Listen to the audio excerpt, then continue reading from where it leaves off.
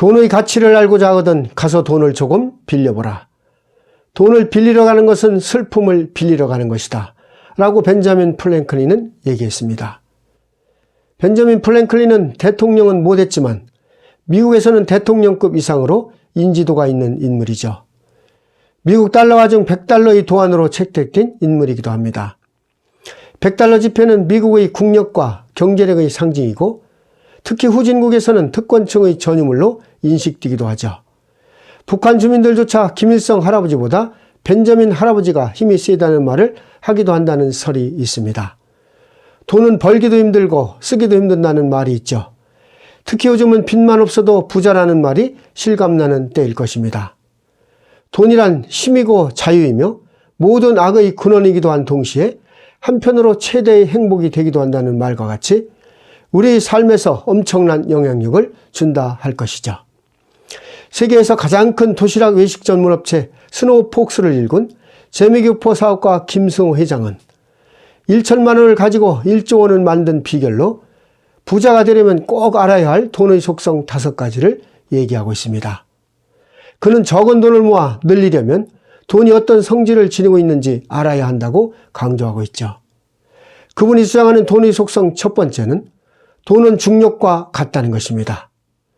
돈이 많으면 많을수록 무게감이 크면 클수록 다른 돈을 끌어들이는 힘이 있다는 것이죠.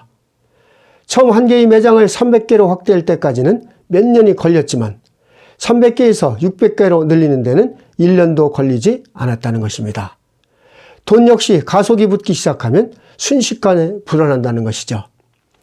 돈의 속성 두 번째는 돈은 인격체라는 것입니다. 돈은 스스로 존재하고 생각하며 개별적 실체를 가진다 하여 흩어지는 것을 싫어하며 모여있기를 좋아한다는 것이죠. 큰 돈은 어른으로 생각하고 적은 돈은 아이로 보고 적은 돈이라고 무시하고 낭비하면 그에 따르는 이익을 얻기가 힘들다는 것입니다.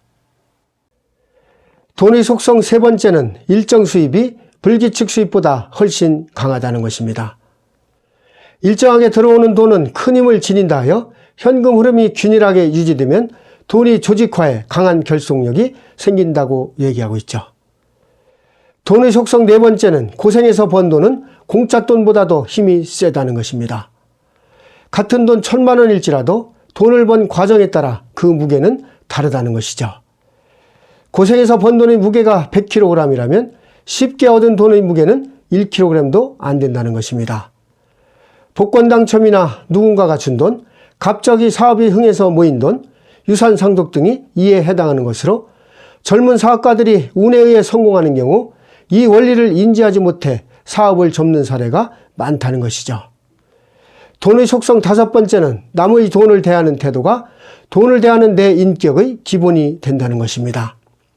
한 예로 내가 누군가에게 식사를 대접할 때 항목 하나하나와 가격에 신경을 쓰면서 남이 제공하는 음식은 쉽게 여긴다면 자신이 번 돈을 대할 때도 하찮게 볼 가능성이 크다는 것이죠. 남의 것을 귀하게 여기면서 내 돈을 아끼지 않으면 돈의 존중을 받을 수 없음을 얘기하고 있습니다. 이런 맥락에서 오늘 이야기의 제목을 숨만 쉬고 있어도 200만 원, 연금이 부족하다면 노후에 하게 되는 3가지 일, 이렇게 한번 붙여봤습니다.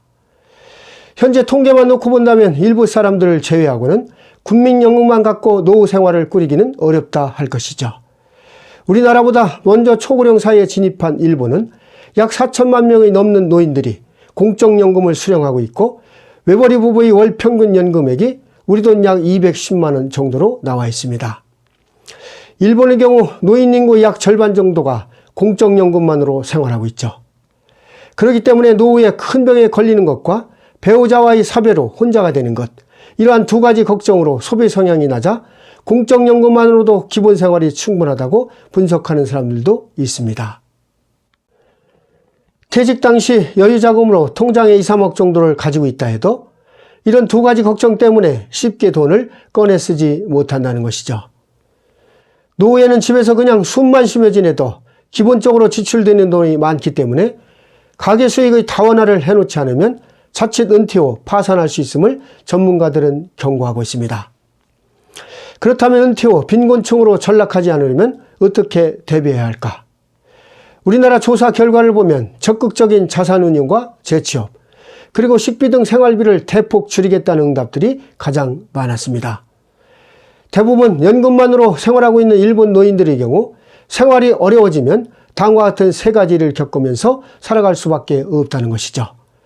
그 첫 번째가 그동안 저축해 놓았던 원금을 깨면서 생활비에 보태는 것이고, 두 번째로 조금이라도 생활비를 아끼기 위해서 여러 슈퍼마켓의 초특가 상품을 찾아다니고, 전기요금을 아끼려고 에어컨 대신 선풍기를 사용하거나 아예 그냥 지내는 경우가 많다는 것입니다.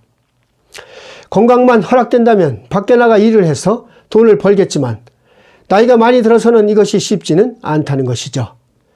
연금만으로 생활이 어려울 때 취할 수 있는 세 번째는 가족들에게 도움을 청한다는 것입니다. 배우자가 사망해 나홀로 가정의 경우 연금은 부족하고 몸이 불편해 일을 할 수 없는 상황이라면 자녀에게 용돈을 받거나 자녀와 동거를 택해 생활할 수밖에 없다는 것이죠. 우리나라의 경우도 일본과 크게 다르지는 않을 것입니다.